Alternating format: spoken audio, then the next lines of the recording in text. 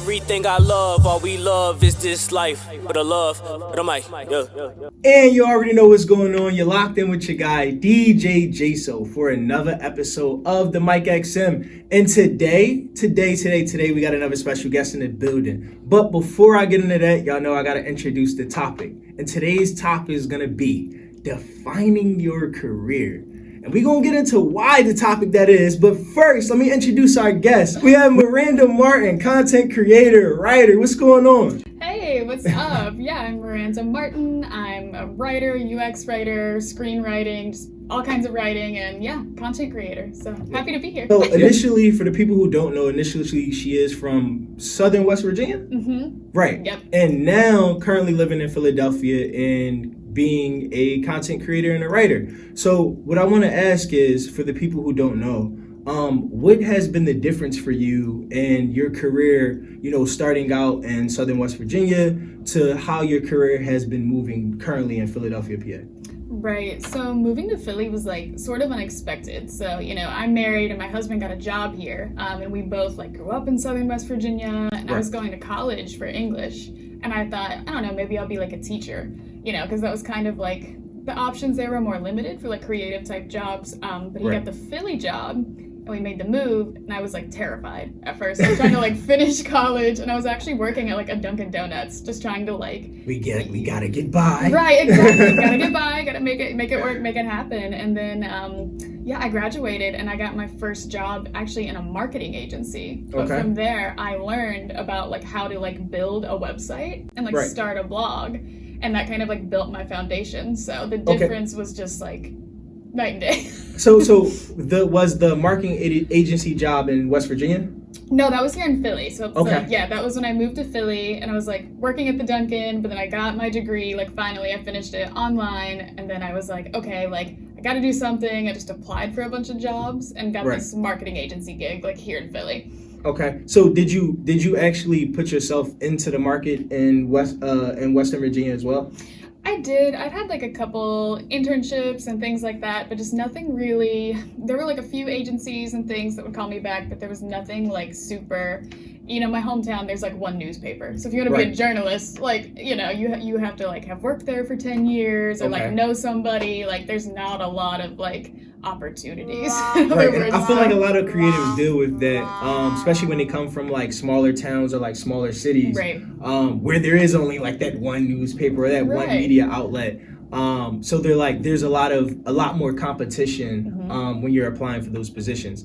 And interestingly enough, a lot of people feel Philadelphia is just as tough, but you feel there was easier access there. Right. I think here it's easier to organically meet people and create opportunities. Okay. I do find that easier. I think people here are not dissing my hometown. I really love my hometown. No shade, no shade. No tea, no shade, whatever. But it's just here you can kind of make your own opportunity out of something. But Philly it can be competitive.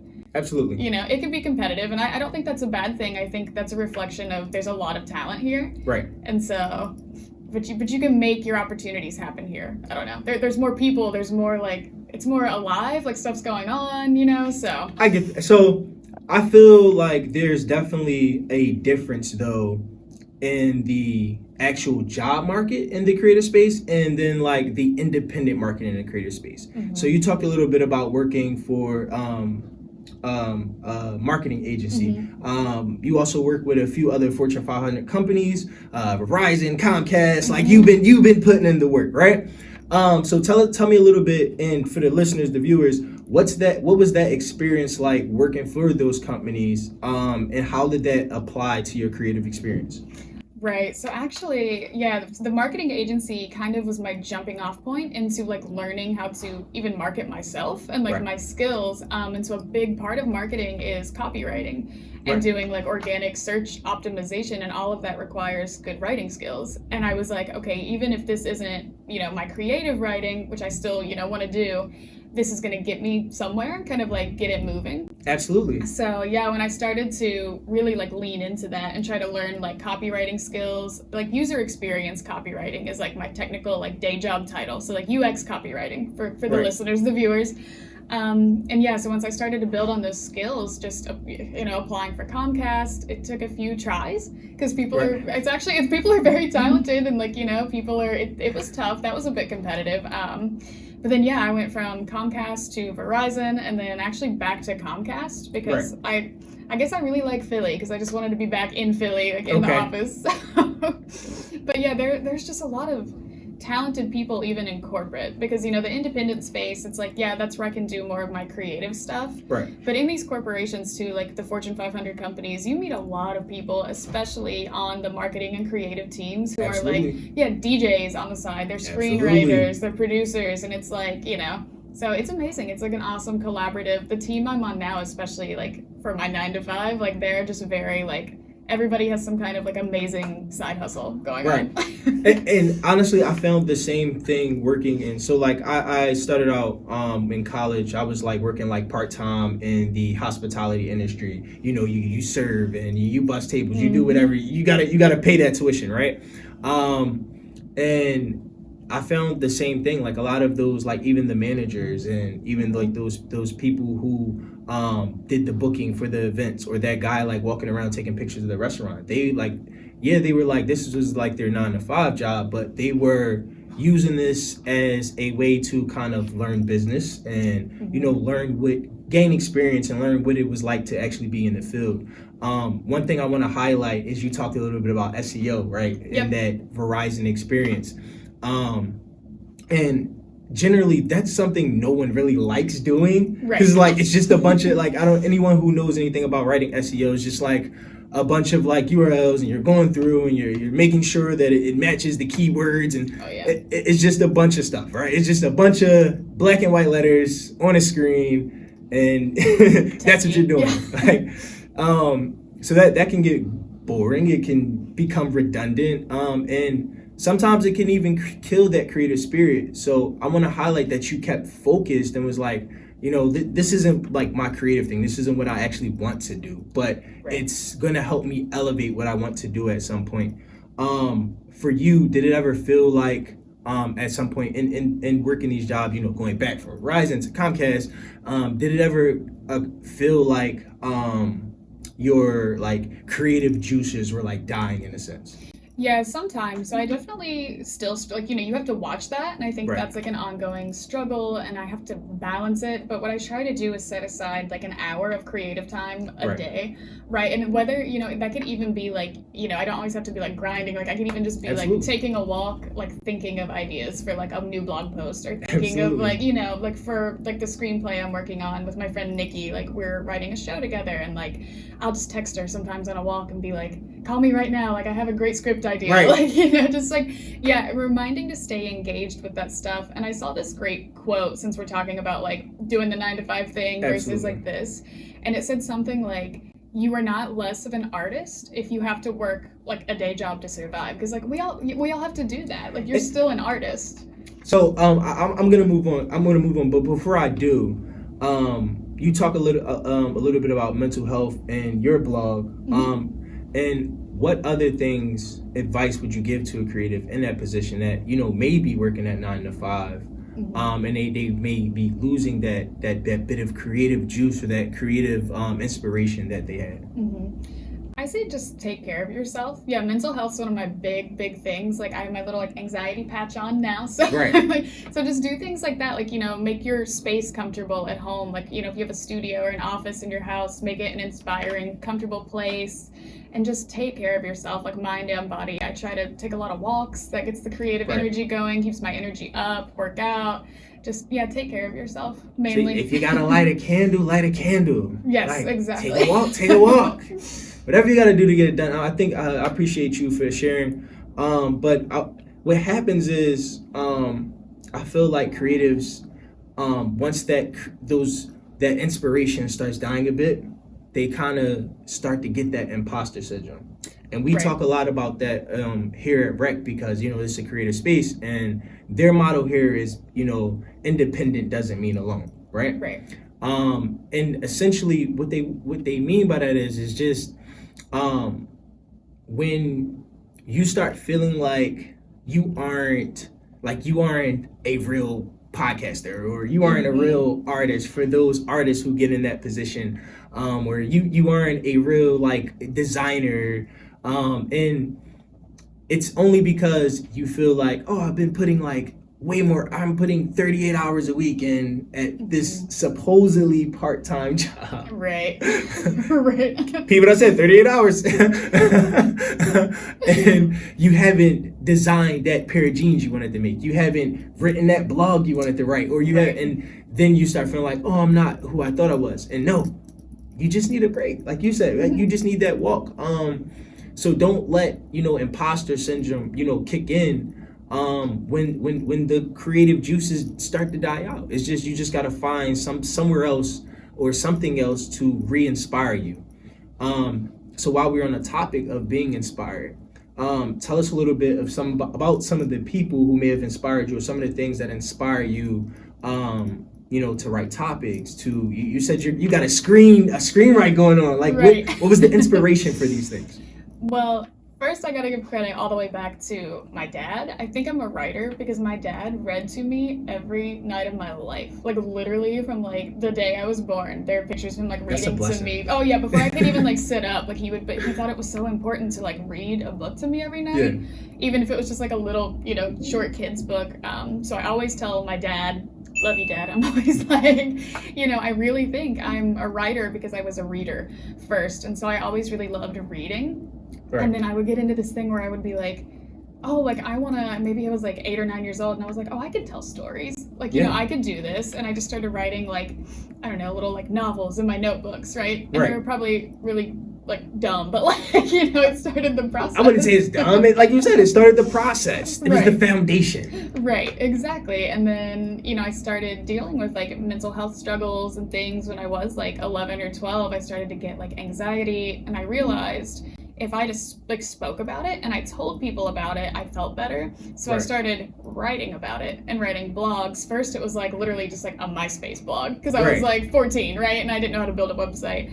And then during COVID, I was like, doing the corporate thing, and I was like working on some other stuff, and I tried to build a blog, and then I finally was like, I'm gonna make a blog and make this like my big like COVID project. Get serious. Right, and that's how Miranda Muses was born. And that's where I really write about just like, oh my God, like everything, like mental health, but also like stuff I like to do, brands I enjoy, just like the lifestyle kind of blog that I would like to read. Absolutely. That's what I want to write. And then so that's like one side of it. And then there's like the other even like crazier side of me that's like, I'm gonna write a film. And I actually did write and direct a short film in 2021. It was called, what's it called? Adrian. Okay, check it out. Don't play around. It's a short horror film. And that went really successfully. Jonah Dyer, he's out in LA, but he was our cinematographer on that. We got him to come in, and like Michael Williams starred in it. He's this actor that actually grew up in my hometown. Okay. So it's fantastic. They're wonderful. And after we did it, I was like, oh, like I can keep doing this. Right. And then my friend Nikki and I had the idea for the show Situationships, based literally. Ah, this sounds interesting. Yeah, based literally just on like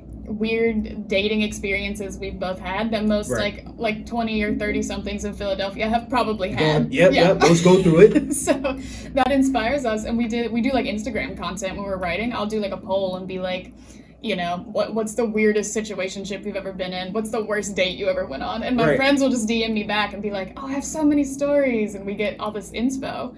And it's fun because that one's like, I did the horror film first, and that was like a darker piece, and now this is like just pure silly fun with one of my best friends, so absolutely. I feel like it's one of the easier spaces as far as like scary movies. Like everyone loves a good scary movie, right? So I feel like that's one of the easier spaces to to get into, and to get people to kind of like try out, like, hey, we shot this like short film, it's like a scary movie. Oh yeah, okay. Yeah, I can turn the lights out one night and get some popcorn and check it out, right?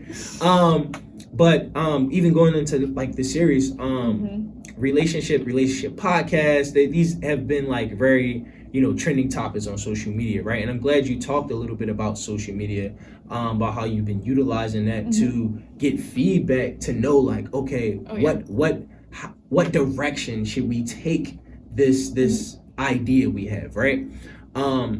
So while we're on that subject, what other ways or what other suggestions can you give to other writers or other people who may be in your position about how to utilize social media to their benefit? Right. I think a lot of creatives get, so you talked about imposter syndrome earlier. I think people get that on social media because they're like, oh, I don't have, my posts don't look exactly like this influencer, or my grid isn't exactly this aesthetic. And I'm just like, stop being scared of it. Like, post. The algorithm will reward you if you post. Like, just post and just be genuine, be authentic too. I think so many people are so obsessed with like forming one aesthetic, which is like important. Like, you want your vibe, especially as a creative. That's like more important to us creatives, I think, than like other people. It has to be like this is just my vision, man. This is the vibe, yeah. And so it's like, just don't get so caught up in that, and just try to just be honest, be yourself, and just like post things you'd like to see. It's just like with my blog content. It's like I write what I would want to read. Right. So just keep it simple. Let's put it that way. Right. Don't overthink it. So what are the tools necessary for developing a blog? Because I know a lot of people are interested, right? I have a cousin. They'll DM me on like Facebook and be like, hey, I was thinking about writing. What should I do? So what I wanted to do is bring in someone who could give better insight on developing a blog.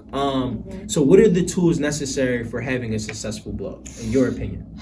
I do think, honestly, even though, and this is why I'm glad I learned all this SEO stuff, like, in my career, because that, even though it can be boring and kind of the soul-crushing part of all of it, that's actually so important, because you need to know, like, that's the best feedback you're going to get, is to know how to use, like, Google Analytics and, like, your search console. Right. Because then you'll know, like, if people are bouncing, that means, like, they landed on the page, but they didn't read it, they left, right? So you're like, okay, so that post was boring. I need to step it up next time. Absolutely.